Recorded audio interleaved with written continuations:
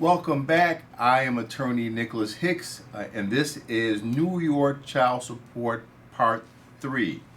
The law that we're going to discuss only applies to New York State. It is not intended to be legal advice. This is for informational purposes only. You should consult with a New York attorney to determine how this information might apply to your particular circumstances. Again, welcome back. The last time we left off, we were talking about the things that are not child support. And I began to talk to you about imputed income and how it is important to remember that there are circumstances where a court can determine that you should be held at a child support level for income that you no longer have because you, for example, may have quit your job or you may have lost your job because of some kind of wrongdoing. And there can be other circumstances as well. So I mention that because sometimes, I've had people tell me that they quit their job so that they wouldn't have to pay income, or sometimes a non-residential parent will threaten to quit their job if they have to pay a certain amount of child support.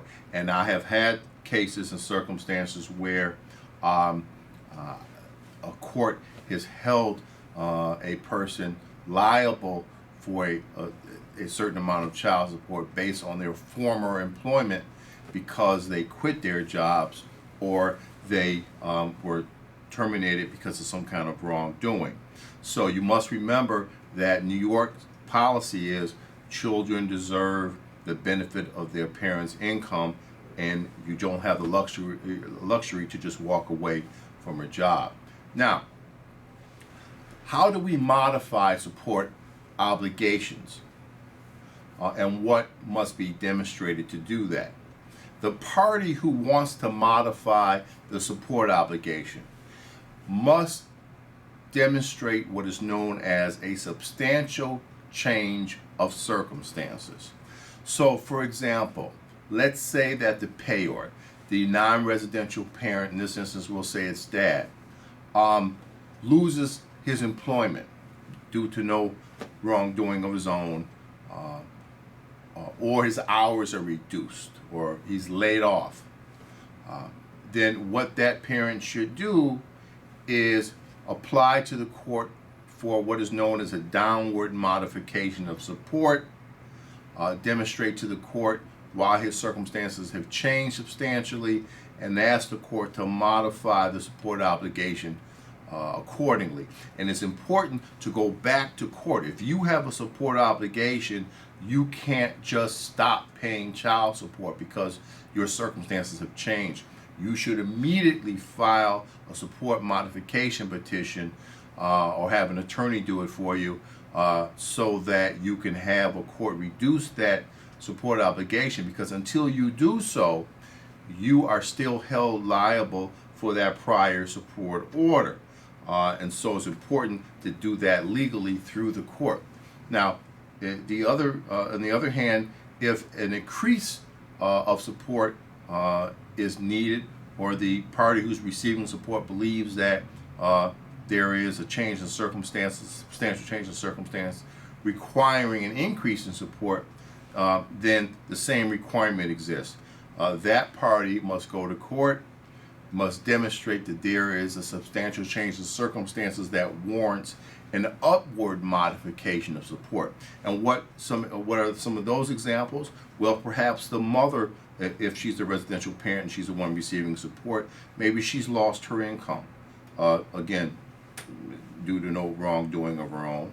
Maybe she's lost hours, or maybe she doesn't get the overtime anymore. Maybe she's been laid off. Perhaps she's learned that dad has an increase in income. Now, that fact alone doesn't necessarily warrant an upward modification, but it can certainly impact that. So perhaps she's lost income, or dad's income is increased. Perhaps the needs of the child or children have increased due to some circumstance. And again, these facts are to be brought before the support magistrate so that the support magistrate can determine whether or not a substantial change in circumstances have occurred. And again, it's important to remember, you must do this in court. If there is an existing support obligation, you cannot change it unilaterally.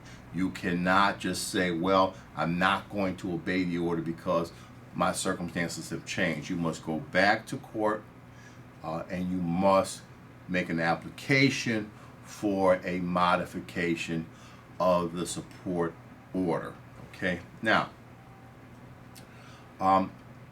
we talked earlier about the support percentages. Must parents always go by the support percentages, the Child Support Standards Act, the 17%, the 21%, the 25%? Must they always follow that? The answer is no. They don't always have to follow that. Parents can do what's called opting out of the support percentages. So in other words, courts don't want to discourage parents from agreeing or coming to agreements. In fact, in most cases, it's a good thing that parents can communicate well enough to be able to come to agreement. And so we don't want to discourage that. We want to encourage that for the best interest of the child.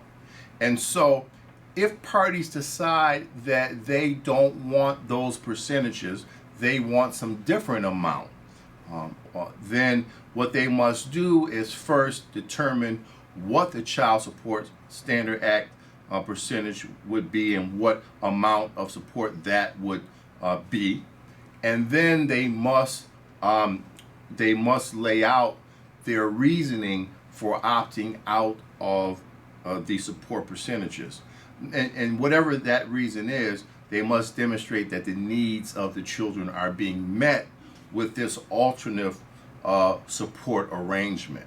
And that can be for a whole host of reasons and circumstances. And again, everybody's circumstances are different, but the short answer is yes, you can opt out of those percentages if there's an agreement and there is a showing that the children's needs are being met with this alternative support arrangement. Okay, now let's talk about failure to pay child support. And there's a lot of those situations out there. There are people who are running around with $25, $30, $50, $100,000 in support arrears. What can happen in that instance? Well, if a violation petition is filed, so in other words, there is a support obligation, dad, we'll just use that, dad is, X amount of dollars behind in child support, whether it's $1, whether it's $1,000, whether it's $100,000, mom files a violation of support. If the court determines that there was a willful violation of child support, that is, that dad knew what the support obligation was,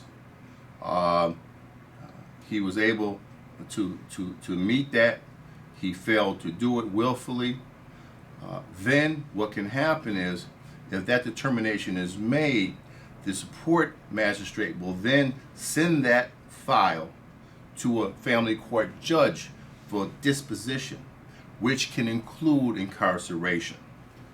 So not paying child support and accumulating support arrears can result in going to jail, among other sanctions. So it's a very serious matter. New York takes that situation very seriously. So first, obviously, it's wise not to get behind in child support.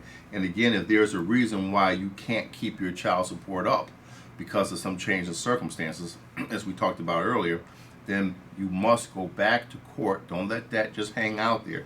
Go back to court immediately and ask the court to modify the support order based on the substantial change in circumstances, because if you accumulate support arrears and you just allow it to continue, you stand a very good chance of ending up possibly in jail, or collection activities can be instituted against you, especially if the support was going through the child support collection unit. You can end up losing your driver's license, having your assets seized. So it's a very serious set of circumstances.